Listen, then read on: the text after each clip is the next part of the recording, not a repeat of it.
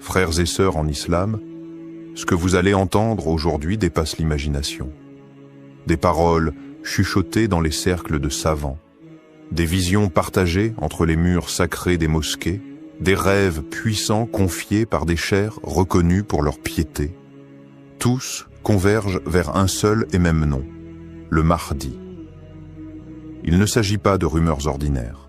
Ce sont des récits que peu osent dévoiler et qui pourraient si bien annoncer le début d'un bouleversement prophétique. Que se passe-t-il aujourd'hui dans le monde musulman? Pourquoi tant de savants, de chers et de guides spirituels parlent-ils de son imminente venue? Avant de plonger dans ces révélations, abonnez-vous à cette chaîne, La Foi Islamique. Ensemble, explorons la vérité à la lumière du Coran, de la Sunna et des signes des temps.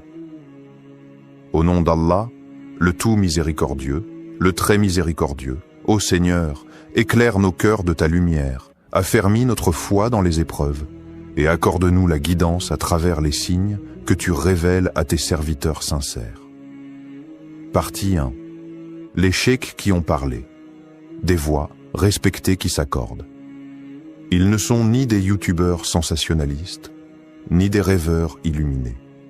Ils sont des porteurs de savoir, des veilleurs dans la nuit du monde moderne, des hommes qui ont passé leur vie à lire, à prier, à observer et à se taire, jusqu'à ce que le poids des signes les pousse à parler. Cheikh Imran Hossein, Cheikh Nabil Al-Awadi, Cheikh Al-Habib Ali Al-Jifri. 3 noms, 3 horizons, mais un même frisson dans leurs propos. Quand ces figures prononcent le mot Mahdi, ce n'est jamais à la légère. C'est après des années de méditation, d'étude des hadiths, et parfois d'un rêve venu troubler leur nuit. Cheikh Nabil Al-Awadi, figure du monde sunnite, réputé pour sa prudence, n'a pas cherché à créer le buzz. Il a simplement déclaré, dans une voix tremblante mais ferme, « Nous vivons une époque où les signes mineurs sont quasiment tous passés. Il ne reste que les grands, et le Mahdi en est la clé. » Cette phrase n'est pas un cri. C'est un signal, discret mais profond. Et pour ceux qui connaissent la science des signes, ce genre de déclaration ne peut être ignoré. Ce n'est pas un homme quelconque qui parle. C'est un érudit, formé, entouré, respecté. Et pourtant, il ose évoquer ce que beaucoup n'osent qu'effleurer, l'imminence. Puis vient Cheikh Al-Habib Ali Al-Jifri, dont la parole est connue pour sa douceur, mais aussi sa profondeur spirituelle. Il ne donne pas de date. Il ne fait pas de chronologie. Il raconte un rêve qu'il a vu, un rêve bouleversant. Un homme au visage lumineux, à la Mecque, entouré de croyants criant « Tu es notre guide ». Il n'a pas dit que c'était le Mahdi. Il n'a pas prononcé ce mot. Mais son regard, en racontant ce rêve, parlait pour lui. Il tremblait d'émotion, comme si cette vision avait traversé son âme. Ce qu'il faut comprendre ici, c'est que ces hommes n'agissent jamais sur une impulsion. Ils sont les héritiers d'un savoir minutieux, transmis à travers les générations. Lorsqu'ils parlent, c'est avec des siècles de prudence derrière eux. Alors pourquoi maintenant? Pourquoi ces allusions, ces récits, ces alertes? Parce qu'ils sentent, non pas dans un délire mystique, mais dans une analyse du monde. Ils voient les systèmes s'effondrer, les tyrans se multiplier, les cœurs s'assombrir, et l'humanité atteindre un tournant. Et dans ce contexte chaotique, leur voix devient une lanterne. Une lanterne qui ne dit pas « il est là », mais qui murmure « il approche ». Et ce murmure devient une symphonie quand on entend Cheikh Imran Hossein évoquer la fin des temps. Depuis des décennies, il décrypte les signes. D'abord ignoré, puis critiqué, il est aujourd'hui écouté. Pourquoi? Parce que ce qu'il a annoncé hier devient réalité aujourd'hui. Lui aussi évoque l'arrivée du Mahdi. Pas comme une certitude datée, mais comme une conséquence logique de ce que les textes annoncent et que les événements mondiaux confirment. Ces cheikhs ne cherchent pas à convaincre. Ils appellent à préparer. non pas les valises, mais les cœurs. Ils ne disent pas « croyez à notre vision », ils disent « retournez à Allah, rapprochez-vous de la vérité, soyez prêts ». Et c'est peut-être cela le plus bouleversant. Ce n'est pas le contenu de leur vision qui nous secoue, c'est leur sincérité, leur prudence, leur douleur aussi lorsqu'ils évoquent ce qui vient.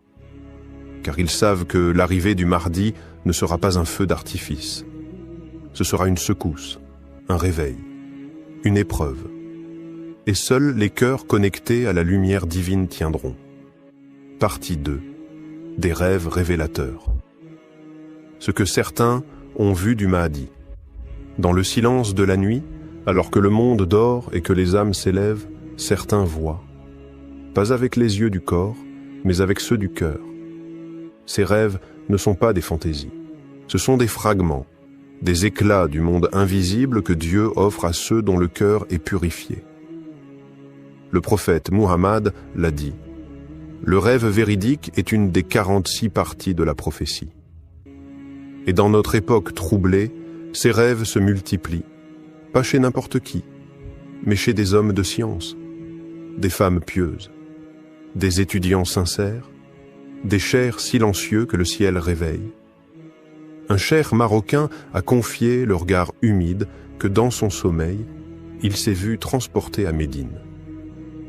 Là, debout devant le noble tombeau du prophète, un homme pleurait, les mains levées, le cœur déversé en larmes. Et puis cette voix venue de nulle part, ou peut-être d'en haut, « Voici le Mahdi que tu attends ». Il s'est réveillé tremblant. Il n'a pas cherché à interpréter, il a seulement su.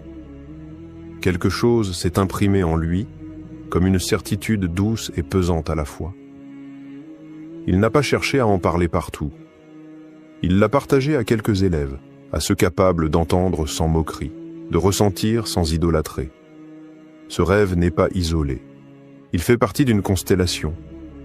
En Égypte, un fakir raconte avoir vu une foule immense autour de la Kaaba.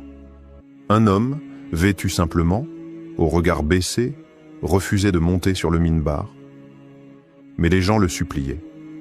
Ils l'appelaient par un nom qu'il n'ose plus répéter sans frissonner. À Karachi, une femme pieuse raconte une vision où la nuit s'est éclairée d'une lumière intense. Un homme marchait entre les ruines d'un monde brisé. Derrière lui, des enfants, des savants, des orphelins. Il ne parlait pas, mais sa présence apaisait. Les oiseaux se taisaient et même le vent semblait écouter. Et ce qui trouble le plus, c'est l'universalité de ces visions. Pakistan, Yémen, Europe, Afrique, Indonésie, France, partout, les récits se recoupent. Le même homme, la même pudeur, la même scène, la foule, la lumière et une voix qui désigne sans désigner, et pourtant aucune coordination entre ces rêveurs, aucun agenda, juste des cœurs qui cherchent Dieu, des âmes qui pleurent en prière. Et parfois, la nuit leur répond. Ces rêves parlent tous de la même chose. Un homme qui ne veut pas être reconnu, qui refuse le pouvoir, mais que les gens reconnaissent malgré lui. Un homme qui pleure devant le prophète et qui porte une lumière intérieure que même les aveugles sentiraient en passer. Alors, que faire de ces récits? Les rejeter en bloc? Les ranger dans une case de coïncidence collective? Ou faut-il, peut-être, se poser une autre question? Et si ces rêves n'étaient pas là pour désigner un homme, mais pour réveiller des cœurs? Peut-être qu'Allah nous montre ce visage, non pas pour qu'on le suive aveuglément, mais pour qu'on se prépare à ce qu'il représente. La fin de la corruption, le retour de la justice, le triomphe de la vérité. Le début d'une ère où l'islam se vivra avec sincérité, non plus dans la peur ou la honte.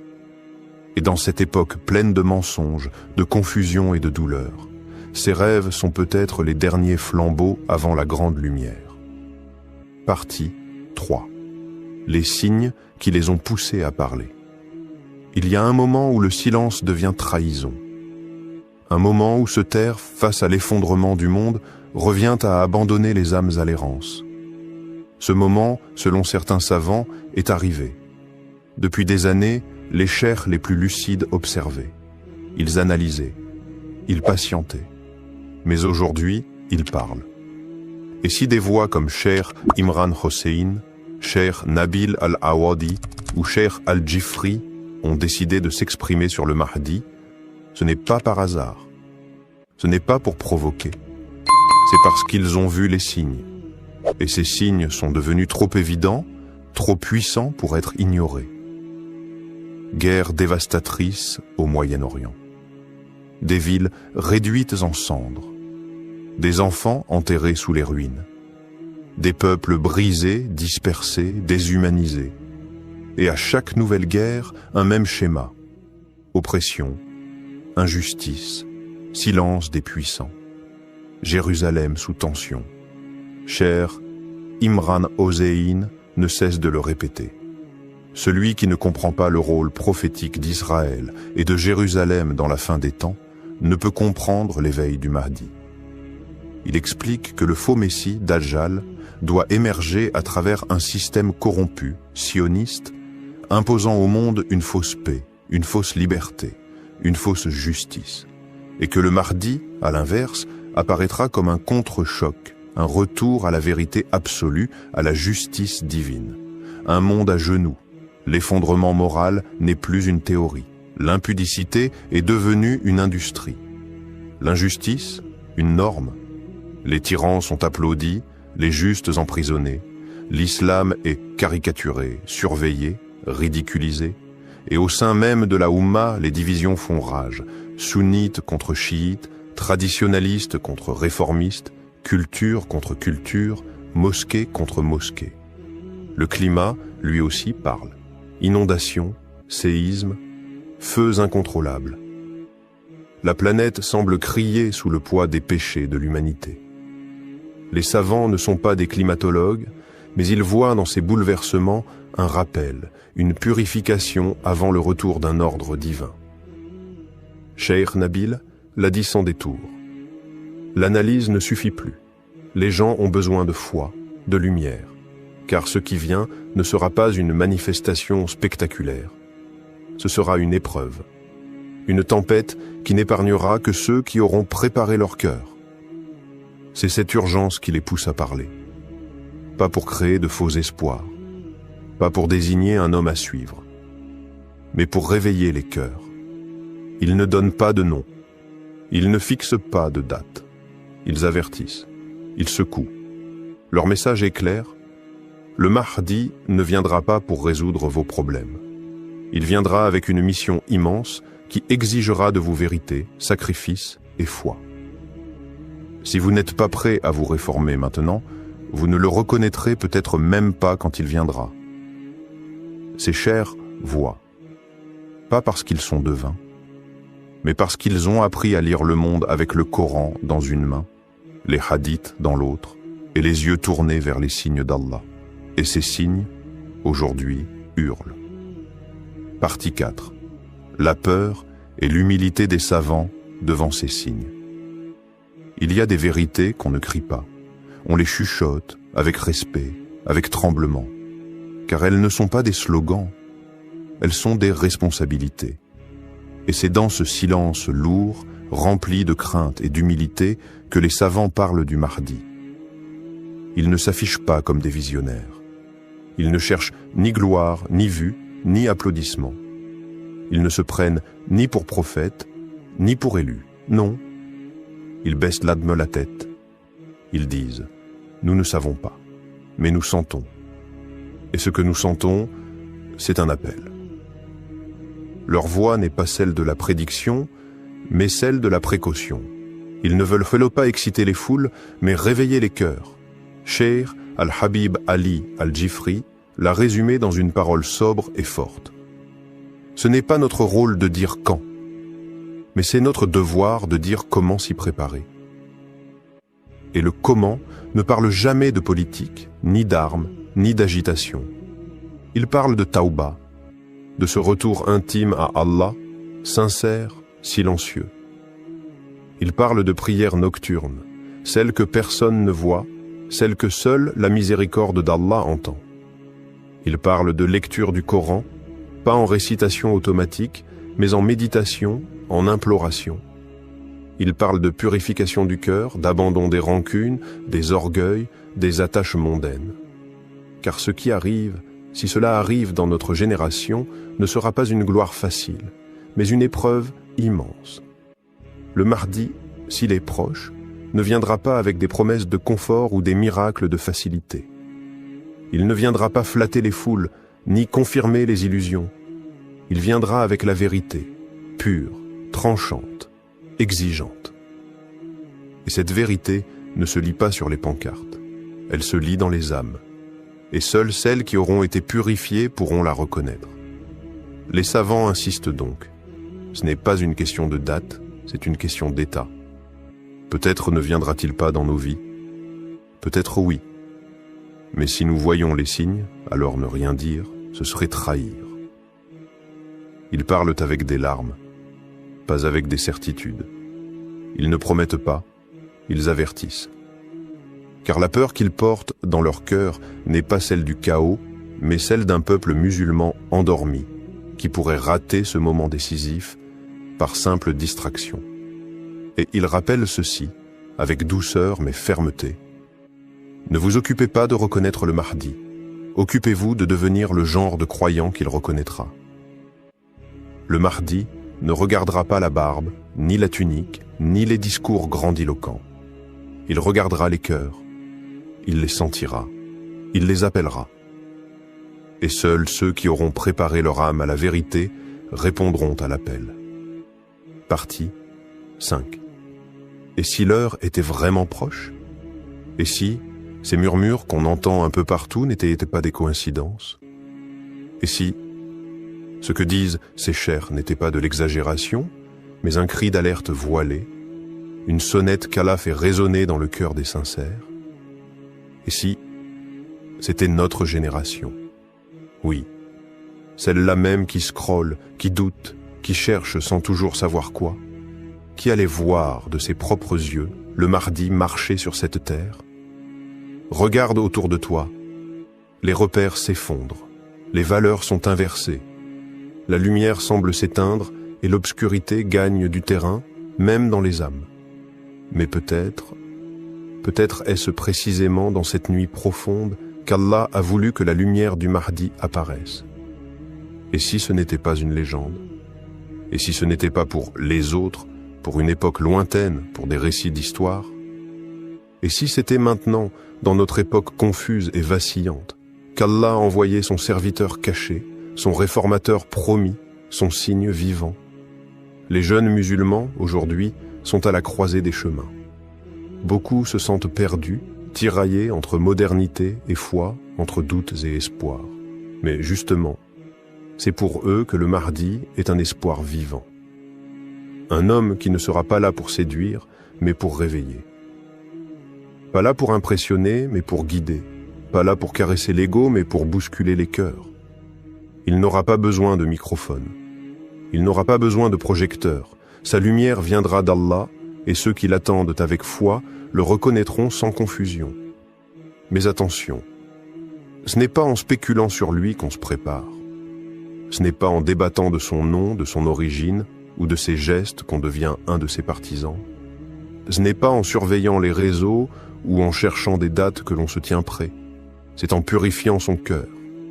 C'est en revenant à la prière, même quand personne ne regarde. C'est en refusant l'injustice, même dans le silence.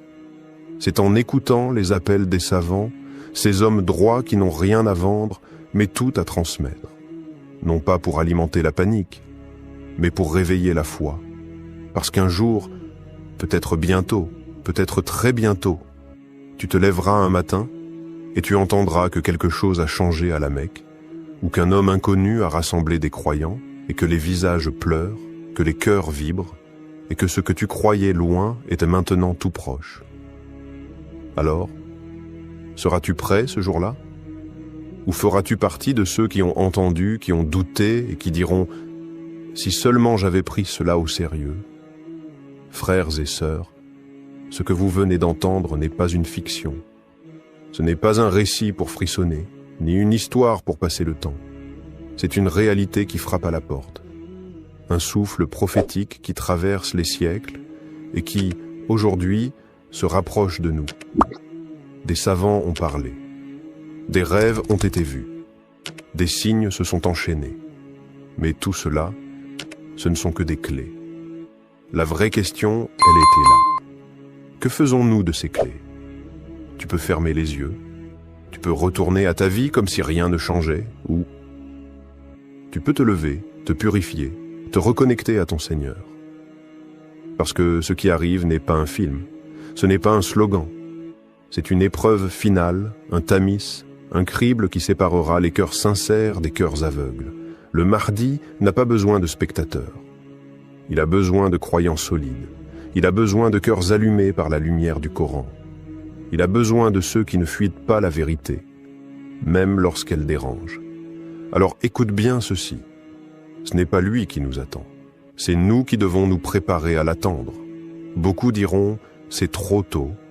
D'autres diront « c'est trop tard ». Mais Allah a déjà écrit l'heure. Et le vrai croyant, lui, ne cherche pas la date. Il cherche à être prêt, quelle que soit l'heure. Abonne-toi à La Foi Islamique. Pas seulement pour suivre nos vidéos, mais pour faire partie de ceux qui veulent vivre avec conscience, marcher avec foi et mourir avec certitude.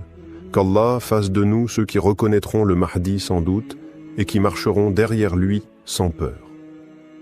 Allahumma arina al-haqqa haqqan warzuqna ittiba'a wa arina al-batila batilan warzuqna ijtinaba. Frères et sœurs, il y a des moments dans l'histoire où les événements ne sont plus isolés, où les signes se regroupent, s'enchaînent et pointent tous vers une même direction. Nous vivons une époque étrange, marquée par des bouleversements géopolitiques, spirituels, climatiques. Et si tout cela annonçait un seul et unique lieu, un lieu prophétisé, attendu, craint par certains, espéré par d'autres, le lieu de l'apparition du Mahdi. Avant de commencer, abonnez-vous à la chaîne La Foi Islamique pour ne rien manquer des révélations à venir. Car ce que vous allez entendre maintenant pourrait changer votre manière de regarder le monde. Bismillah, wa salat wa salam ala Rasulillah. Ô Seigneur des mondes, éclaire nos cœurs par ta lumière, guide nos âmes vers la vérité et fais de nous des témoins sincères de ton décret. Ya Allah, accorde-nous la clairvoyance de reconnaître tes signes et la force de rester ferme lorsque viendra l'épreuve. Partie 1. Les signes avant-coureurs dans les hadiths. Ils sont là, non pas dans les récits d'un vieux livre poussiéreux qu'on feuillette par curiosité, mais dans les journaux, les écrans, les cris des peuples opprimés et les secousses invisibles de l'histoire. Les signes. Ils frappent à notre porte, et chaque jour, ils deviennent plus évidents. Le prophète Muhammad, le véridique, n'a laissé aucune zone d'ombre. Dans les recueils les plus authentiques, ses paroles retentissent comme un écho lointain, ou comme un avertissement imminent. Il a parlé d'un monde bouleversé, d'un déséquilibre général, de nations qui s'affrontent dans des conflits sans fin, de puissances qui s'effondrent, de peuples qui crient justice, de sang versé dans les lieux saints. Il a parlé de Cham, cette terre bénie et meurtrie. Il a mentionné Al-Quds, centre de tensions et d'enjeux mystiques. Il a désigné l'Arabie, touchée par des luttes internes, des divisions claniques, des effusions qui tachent même les lieux les plus sacrés. Et maintenant regarde le monde autour de toi. Tout est en place. Des savants de toutes les époques, de l'Andalousie aux confins de l'Asie, ont consacré leur vie à étudier chaque détail de ces prophéties. Des générations entières ont tenté de tracer sur les cartes les lieux où ces signes se croiseraient, et presque tous s'accordent sur un point. Le Mahdi apparaîtra à la Mecque entre la pierre noire et le Maqam d'Ibrahim, là où les âmes en quête se retrouvent, là où la foi vibre avec une intensité unique. Mais voilà la nuance que peu perçoivent. Si la Mecque est le point d'émergence, cela ne signifie pas qu'il n'y aura pas d'autres étapes. Car avant de se dévoiler au monde, le Mahdi est un homme qui marche dans l'ombre. Il ressent les douleurs du monde. Il traverse les nations, peut-être même les grandes capitales. Il voit l'injustice, il entend les appels des opprimés, il apprend en silence. Certains signes visibles, les guerres, les tremblements de terre, les crises sociales, sont comme les grondements avant une éruption. Mais il y a aussi des signes invisibles, des rêves partagés, des cœurs troublés sans savoir pourquoi, une sensation diffuse que quelque chose se prépare, quelque part. Ce sont les signes intérieurs, ceux que seule l'âme peut capter. Et là, une vérité mystérieuse se dévoile. La terre semble orienter tous les regards, tous les cris, toutes les prières vers un même point. Un centre qui n'est pas encore révélé, mais qui agit déjà. Il ne s'agit plus seulement d'un lieu géographique. C'est un espace spirituel en train de s'éveiller. Un endroit où l'invisible devient perceptible, où la lumière revient lentement après des siècles d'ombre. Ce lieu n'a pas encore été nommé. Mais tout indique qu'il est déjà chargé d'un poids que seul un élu peut porter. Ce n'est pas un hasard si certains voient le même rêve à des milliers de kilomètres les uns des autres. Ce n'est pas un hasard si des savants se replongent dans les textes avec une urgence nouvelle. Ce n'est pas un hasard si les cieux et la terre semblent en attente. La prophétie avance. Et ceux qui regardent avec les yeux du cœur savent que les signes ne sont pas finis. Ils ne font que commencer et ils convergent vers un seul endroit. Partie 2. Le point de convergence des crises mondiales. Regarde autour de toi. Pas avec des yeux fatigués par l'information continue, mais avec des yeux lucides, éveillés, conscients. Quelque chose de plus profond que les chiffres et les bulletins d'actualité est en train de se jouer. Le monde se fracture. Et pourtant, ces fractures suivent un tracé. Un tracé qui nous ramène toujours au même point. À l'est, le Moyen-Orient brûle. Gaza saigne. La Syrie gémit. L'Irak panse encore ses plaies. Le Yémen supplie dans le silence médiatique. Des bombes tombent, mais aussi des masques. À l'ouest, l'Europe vacille. Elle doute de son identité, divisée entre un passé chrétien qu'elle a renié et un avenir qu'elle ne comprend plus. L'Occident tout entier semble fatigué de sa propre puissance. Les révoltes intérieures, la montée de l'extrême, l'effondrement moral, tout cela n'est pas que politique, c'est spirituel. Mais au centre, quelque chose attire. Quelque chose agit comme un point d'équilibre entre deux mondes, entre l'Orient mystique et l'Occident rationaliste, entre l'islam hérité et l'islam à venir. Ce point, c'est le cœur de la Méditerranée. Une zone où Jérusalem, Damas et la péninsule arabique forment un triangle sacré. Un triangle qui, depuis des siècles, abrite les plus grands bouleversements spirituels et géopolitiques. Mais quelque chose a changé. Quelque chose de subtil. Les signes récents, les tensions invisibles, les rêves collectifs, les basculements soudains, tous commencent à indiquer un autre lieu. Un lieu que peu regardent, un lieu qui ne fait pas partie des récits classiques, mais que le destin semble redessiner à la lumière d'une prophétie vivante. Car le Mahdi, avant d'être reconnu, sera inconnu. Il ne surgira pas là où les foules l'attendent, comme on attend un roi avec tambour et fanfare. Il apparaîtra dans la discrétion. Il traversera des terres que l'on croyait marginales. Il portera peut-être un accent inattendu, une allure que personne ne reconnaît. Et c'est précisément là que le divin surprend. Il casse les cadres, il brise les habitudes. Certains signes, presque imperceptibles, orientent désormais notre regard vers un territoire nouveau, à la fois extérieur au monde musulman traditionnel et intérieurement connecté à son cœur. Ce lieu pourrait être en Europe, peut-être même dans une nation réputée pour son orgueil, sa laïcité, ses conflits avec l'islam. Un lieu que l'on pense fermé et qui peut-être cache la clé. Cela te semble improbable? Mais n'est-ce pas ce que l'histoire nous a toujours enseigné? Que les révolutions naissent là où on ne les attend pas. Que les élus viennent de peuples oubliés, que les lumières jaillissent du cœur des ténèbres. Les tensions actuelles ne sont pas seulement politiques. Ce sont des signaux divins. Elles pointent vers un nouveau carrefour, un endroit d'intersection, de rupture et de renaissance. Un point où l'ancien monde s'effondre et où le nouveau prend forme dans le silence.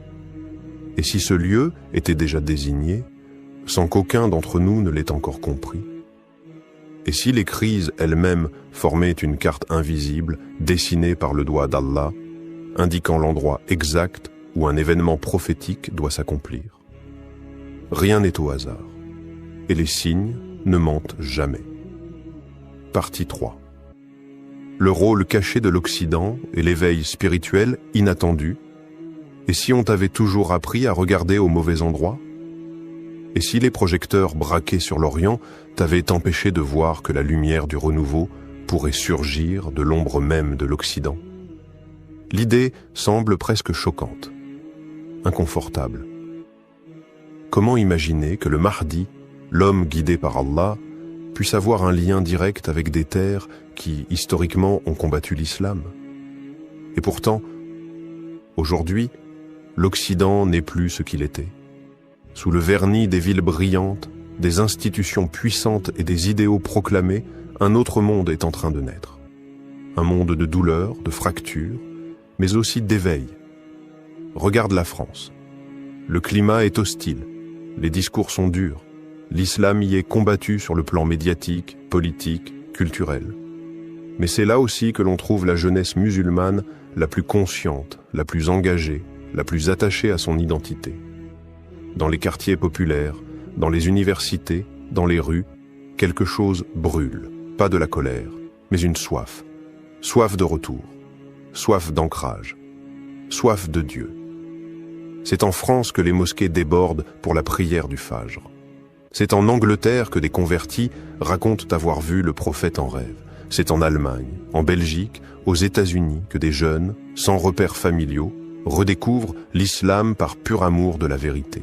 Ce phénomène n'est pas anodin, il est prophétique, car plusieurs hadiths évoquent l'Occident de manière énigmatique. Le prophète a mentionné un groupe de croyants venus des terres de l'Ouest, des gens à la fois purs, prêts à rejoindre le Mahdi. D'autres traditions, bien que sujettes à interprétation, laissent entendre que le Mahdi vivra un temps dans une terre d'incrédulité, une terre où il sera inconnu, rejeté, persécuté, mais protégé. C'est dans l'épreuve que les cœurs sont forgés. C'est dans l'exil que les prophètes ont été formés. Musa a grandi chez Pharaon. Youssouf a été élevé loin de sa famille. Le prophète Muhammad a été rejeté par les siens avant d'être accueilli à Médine. Et si le Mahdi suivait cette même trajectoire? Et s'il avait été élevé dans un monde de contradictions pour mieux le dépasser? Et s'il vivait aujourd'hui dans une capitale occidentale, en silence, observant, priant, pleurant les péchés de l'humanité, en attendant l'ordre divin? Peut-on imaginer un instant que Paris, cette ville de lumière profane, soit aussi le théâtre secret de la lumière divine? Elle qui incarne tant de rejets, pourrait-elle devenir le lieu de l'accueil? Un lieu où le Mahdi vivrait caché, anonyme parmi les anonymes. Un cœur pur battant dans un monde hostile. Un homme éveillé, protégé non par les murs, mais par la volonté d'Allah. Et si les épreuves des musulmans en France, leur douleur, leur résistance, n'étaient pas de simples injustices, mais un signe que quelque chose se prépare. L'histoire d'Allah ne suit jamais les chemins qu'on attend. Elle renverse les puissants. Elle élève les opprimés. Elle transforme les périphéries en centres et les lieux rejetés en lieux élus. Et toi, as-tu ouvert les yeux sur ce lieu inattendu où tout pourrait commencer? Partie 4. Pourquoi Paris concentre tous les signes? Regarde Paris, pas avec les yeux du touriste, ni ceux du politique. Regarde-la avec les yeux du cœur, avec la lecture des signes. Paris n'est pas qu'une ville, c'est un champ de bataille invisible. C'est le miroir des contradictions du monde moderne, où la foi est traquée mais jamais étouffée. où l'obscurité croit dominer mais laisse toujours filtrer la lumière. Ici, les minarets sont étouffés mais les cœurs s'élèvent. Ici, la parole de Dieu est contestée mais constamment récitée dans les foyers, les cellules, les ruelles. Ici, les musulmans sont surveillés mais plus vivants que jamais. Est-ce un hasard? Ou est-ce le lieu exact de l'épreuve choisi par Allah pour que naisse ce feu dont parlent les hadiths? Un feu qui ne brûle pas pour détruire, mais pour révéler. Paris, ce n'est pas seulement la ville des révolutions, c'est aussi la ville du refus des prophètes, la ville des philosophies humaines, des lois sans Dieu, de l'ordre sans foi. Mais c'est dans ces lieux extrêmes, dans ces points de rupture, que naissent les plus grandes révélations. Souviens-toi, le Mahdi ne vient pas pour les conforts. Il surgit dans le chaos, dans le rejet, dans la nuit. Et cette nuit, Paris l'a déjà depuis longtemps. Mais une étoile pourrait bien s'y lever. Les récits soufis, porteurs de secrets transmis d'oreilles en oreilles, parlent d'un homme juste, discret, solitaire, habitant une ville étrangère aux lois divines. Il est silencieux mais éveillé. Il pleure la nuit, pris dans les coins sombres, et personne ne soupçonne qu'il est celui qu'Allah prépare. Ces récits ne nomment pas Paris. Mais ils parlent d'une grande capitale occidentale, où il restera caché jusqu'au moment du retournement. Et quel autre lieu aujourd'hui correspond à ce tableau plus que Paris, capitale de la laïcité, de l'orgueil humain, et pourtant si peuplée de cœurs soumis? Paris est l'épicentre de la tension. Chaque manifestation, chaque injustice, chaque débat sur l'islam alimente cette tension spirituelle, comme si un nerf invisible était touché, comme si la ville pressentait quelque chose qu'elle ne comprend pas. Le Mahdi, dit-on, ne veut pas du pouvoir. Il ne cherche pas l'apparition. Il est appelé par les événements et forcé par le destin divin. Et pour qu'un tel homme surgisse, il faut un terrain brûlant, un lieu qui le forge, qui le rejette, puis qui l'appelle à en sortir.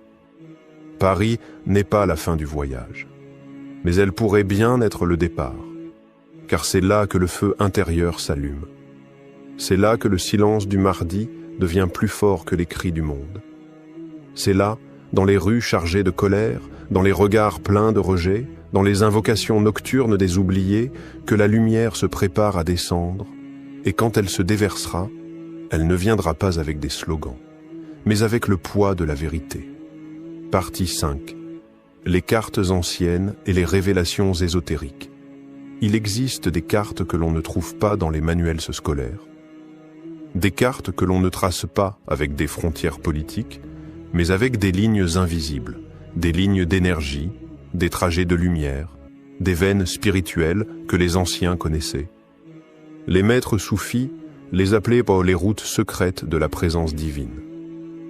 Selon eux, certains lieux sur Terre ne sont pas seulement géographiquement stratégiques, mais cosmiquement choisis.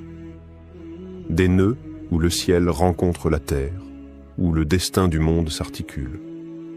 Parmi ces points faits mystérieux, Paris apparaît, pas comme une ville sainte, mais comme un croisement, un carrefour chargé, un point d'intersection entre les tensions de la fin des temps. Là où les civilisations s'entrechoquent, là où les idées s'affrontent, là où la lumière et les ténèbres dialoguent sans cesse. Des cartes anciennes, juives, chrétiennes et musulmanes mentionnent un centre du monde. Non pas au sens physique, mais énergétique, elles parlent d'un cœur de l'humanité, d'un lieu où les événements de la fin convergeront avant de se rediriger vers l'Est. Et dans ces textes symboliques, on retrouve en filigrane la ville de Paris. Les soufis évoquent une géométrie spirituelle. Mecque, Jérusalem, Damas, et un quatrième point invisible plus à l'ouest. Un point de silence, un point de gestation. Certains maîtres ont chuchoté, loin des foules. Là où les prophètes ne sont pas attendus, là apparaîtra le signe. Et puis il y a les rêves, des croyants sincères, pieux, qui ne cherchent ni gloire ni mythe, rapportent des songes étonnants. Un homme, vêtu simplement, debout au cœur d'une grande ville européenne. Son visage est paisible, son regard porte une lumière antique. Il ne parle pas, mais ceux qui le voient comprennent sans mots. Il est là, et le monde l'ignore. Des coïncidences étranges, des versets récités dans des ruelles, entendus par des inconnus au moment exact où leur cœur cherchait Dieu. Des apparitions de lumière au-dessus des minarets en pleine nuit, des enfants récitant des sourates qu'on ne leur avait pas encore enseignées, des prières exaucées dans les moments les plus noirs. À Paris, ce ne sont peut-être que des coïncidences, ou peut-être sont-elles les signes subtils du réel, comme des gouttes d'eau avant la tempête prophétique. Le Mahdi, selon certains récits, marchera longtemps dans l'ombre avant d'être appelé à la lumière. Et cette ombre peut être une ville,